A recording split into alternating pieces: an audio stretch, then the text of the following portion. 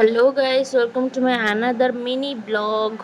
आपण मन भाबुथिबे मु एते एक्साइटेड हे कि कोन ए गोटे गिफ्ट जरी खोलुची कोन पई काहे कि सुनंतु मु कहूची मो बर्थडे जाइथिला आपण मन तो जानथि ब्लॉग देखिथिबे। बर्थडे रे आसी नथिला मो बेस्ट फ्रेंड अर्पिता तार किछि फैमिली प्रॉब्लम इश्यू थिला सेति से आसी पार नथिला। से भी बहुत मन दुख करथिला बहुत दिन रु हमर देखा ही नथिला।